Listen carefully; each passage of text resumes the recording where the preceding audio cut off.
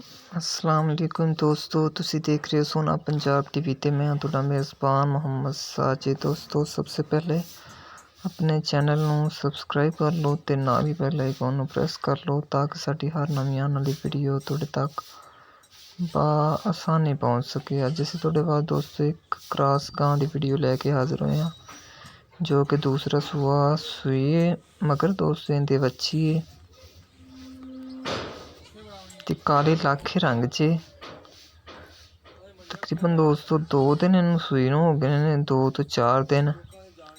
ਤੇ ਇਹਦੇ ਥੱਲੇ 10 ਲੀਟਰ ਬੋਲਾ ਹੈਗਾ 2 ਟਾਈਮਾਂ ਦਾ।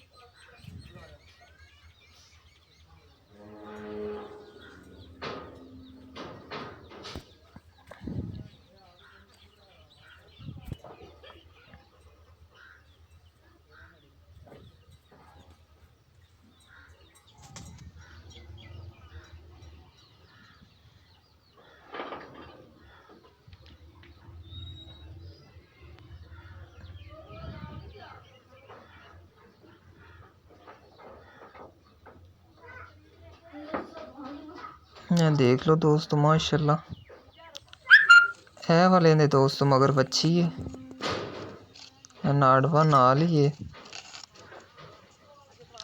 ते इनदी दोस्तों मालिक प्राइस इनदी 1,55,000 रुपये डिमांड करते हैं, जिंदे कहते ने प्यार मुहब्बत हो जाएगा। अगर दोस्तों किसी नूं यह वाला जानवर पसंद आता है तो नंबर साडा उपर लिखा होया, तुसीं उहदे ते राबता कर सकते हो। 10 लीटर इहदे थल्ले हाज़र टाइम बोला है।